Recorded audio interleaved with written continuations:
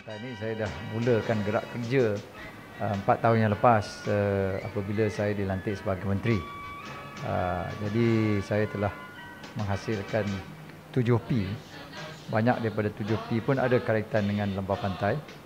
Dan daripada 7P inilah saya telah menghasilkan beberapa produk untuk kebahagiaan dan juga kesejahteraan warga lembah pantai lah. Dan juga secara langsung juga kepada wilayah Persekutuan. Jadi saya untuk penggal yang akan datang ni, saya ingin mandat untuk meneruskan apa yang saya telah mulakan, oleh kerana ada lagi daripada 7P ini yang belum selesai lagi. Jadi inilah visi saya di lembah pantai khususnya. 7P ini dia berkaitan dengan P pembangunan, P nombor 1 pembangunan. Pembangunan ini secara keseluruhan pembangunan di wilayah Persekutuan, dan saya rasa apa yang kita telah usahakan di bawah Greater KL Klang Valley ini banyak telah memberi kesan yang baik dari segi pembangunan di Kuala Lumpur.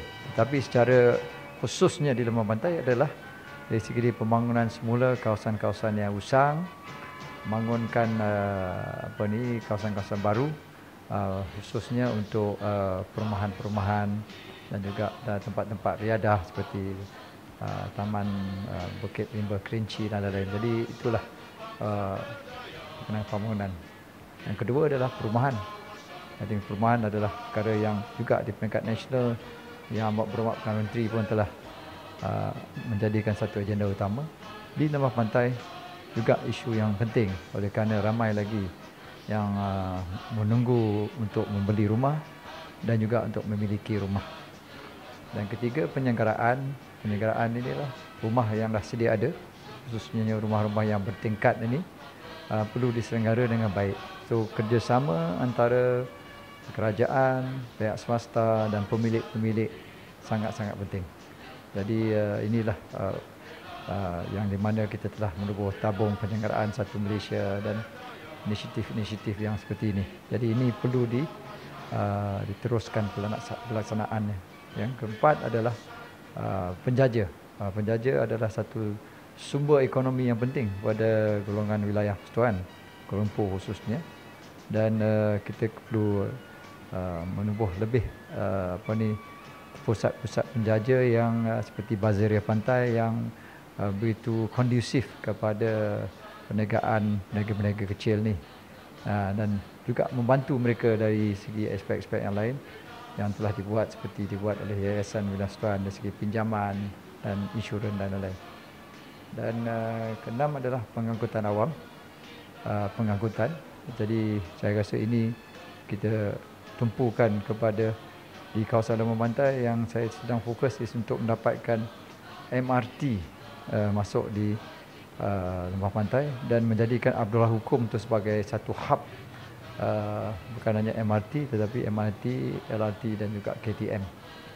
Dan akhir sekali adalah prihatin. Prihatin ini adalah apapun kita kena prihatin dari segi masalah golongan miskin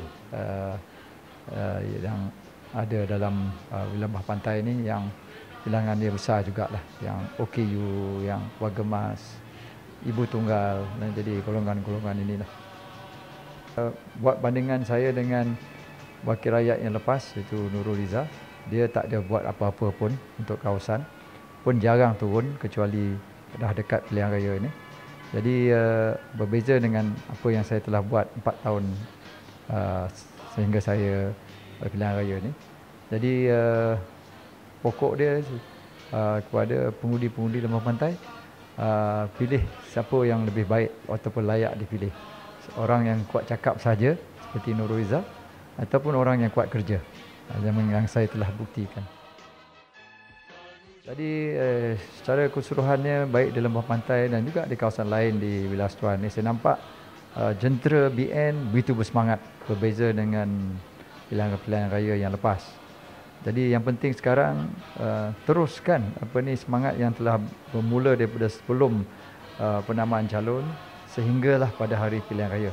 Pasal apa yang mereka buat sekarang pihak pembangkang akan cuba mematikan semangat kita dengan berbagai-bagai cara lah, dengan strategi mereka. Jadi dan kita akan menghadapi rintangan-rintangan ni yang walaupun kita dah buat persediaan 3-4 tahun, tetapi di saat akhir ni mereka akan cuba melemahkan semangat kita. Jadi yang penting jangan lemah semangat apa pun rintangan yang kita lalui. Pasal saya ada keyakinan bahawa kita akan capai keputusan yang lebih baik pada pilihan raya ni daripada pilihan raya yang lepas. Saya tak boleh lagi dah. Daripada kecil dah memang menyokong pada UMNO dan Barisan Nasional. Tetapi saya rasa apa pun berlaku kepada kelemahan-kelemahan yang ada di Barisan Nasional adalah kelemahan manusia, dan transformasi yang diadakan, yang dibuat oleh Yang Amat Berhormat Perdana Menteri menjurus untuk menyelesaikan kelemahan-kelemahan ini. Jadi kepada saya, Barisan Nasional relevan untuk masa ini dan juga untuk masa depan.